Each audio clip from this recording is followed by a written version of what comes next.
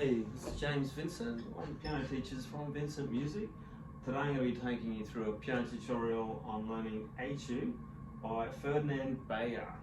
Now this is taken from the piano AMEB piano grade 1 syllabus, series 18.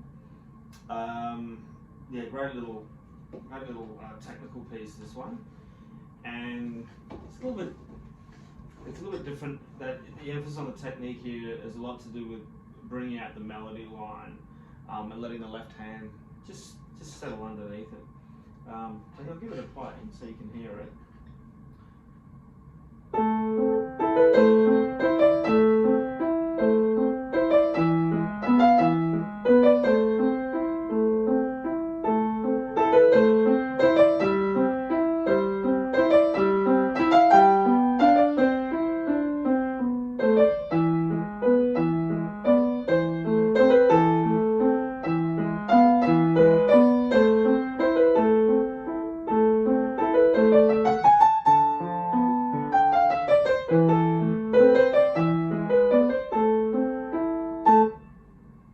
Sorry about a little mistake there in the third last bar, but you get the idea. So getting the support of the left hand would be a good thing to learn. Just playing them in block chords means you can get that hand position movement more ingrained and let the muscle memory take over. Just doing this first line here.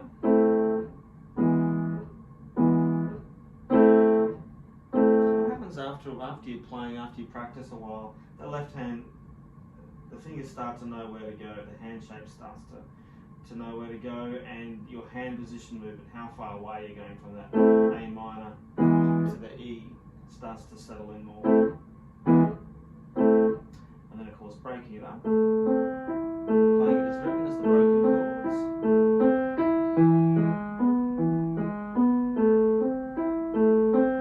Eventually it has to be quiet, soft. When you're beginning this, you may opt for a louder feel, not for the sound reason, but just to develop that facility on the left hand that's stronger. But when you get more nuance and you can get that down to a piano dynamic, you can emphasize the first quaver of each three quavers there for each dotted crotchet beat.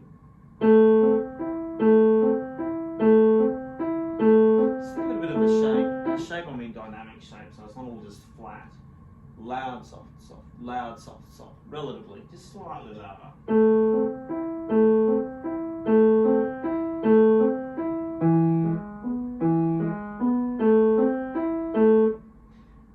And there's various ways you can do it. I recommend, rolling the hand a bit, putting a little bit more weight, heavier pinky. Just a slight accent.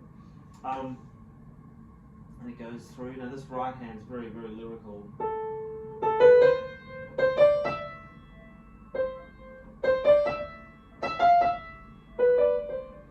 And the performance notes, it talks about training to project the tone, make it warm, make it expressive. Now, to make it a little bit different from the other hand,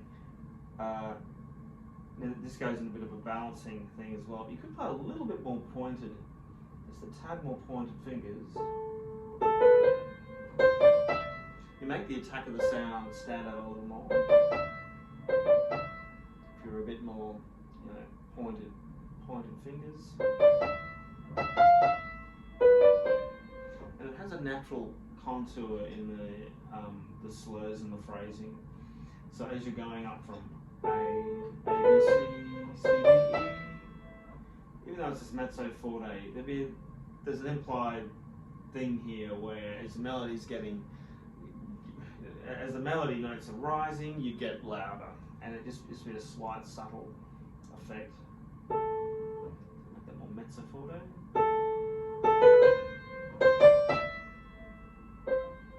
And it's nice because when it hits that E, that's the accented part.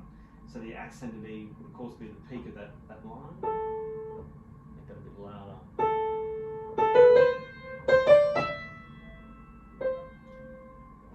useful way of thinking when they talk about projecting the tone, because you want it to project over the top of the left hand there. And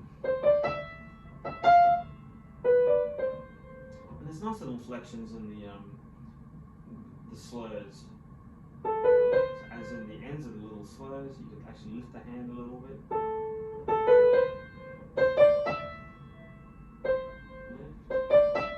That reminds you there to change your fingers from 3 lift to 2.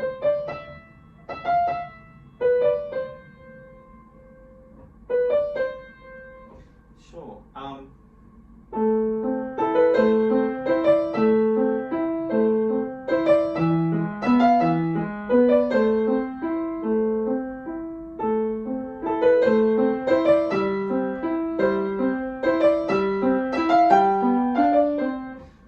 Tell me what, I don't know, no one's here, you're at home, but anyone tell me what the key is changed to there.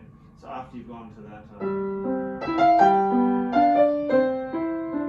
of course this key starts in A minor, you've got a brief moment of ending in C major, which is interesting.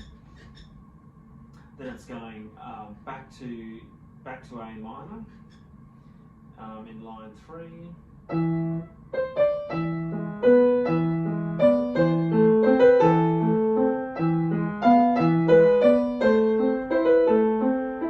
Use of a pedal note or brief pedal note on E, using that E to A minor. The E still keeps things a little bit tense, like something's about to happen. It's not overly resolved. Back to A minor, and now for the big peak, they're almost hitting a, we call it a 4. It's like a 4 chord.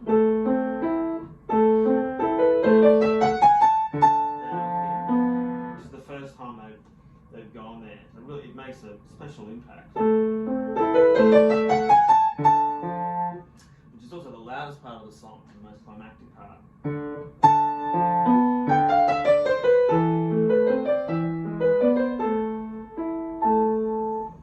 And it's a good use of, for those studying things like melodic minors, you've suddenly got one in here, inside the piece. Going ascending and then down. Minor or the descending part of the melodic minor. So yeah, it's an interesting use. There's also, it brings in interesting counting challenges there. So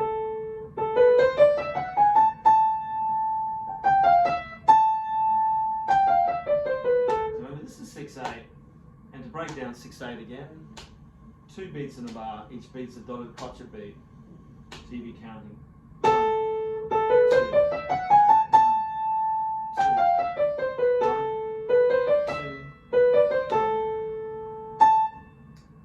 Learning 6/8, it's useful to counter the pulses, which are the quaver pulses, which there are 6 of in the bar, which can be a little bit deceptive because 6/8, well, that means 2 beats in the bar, there's 6 quaver pulses, meaning each beat can divide into 3 pieces, 3 parts there.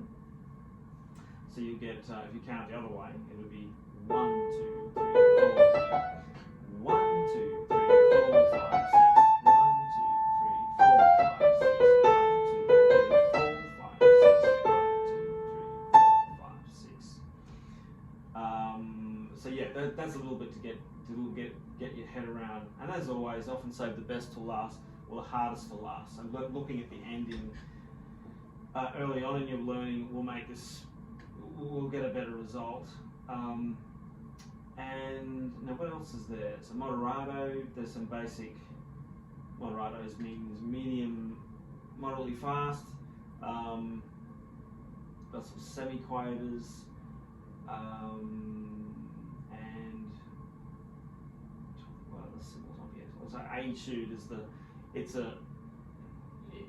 it's like a study piece. It's usually there to illustrate or to show off a performer's technical prowess, or it's designed to develop some part of your technical, like a technical facet for within the piece there. And what else can we do? That might be it for now. I've covered the main points quite quickly. Yeah, but anyway, great little study. Hope you found that tutorial helpful, and I'll catch you next time.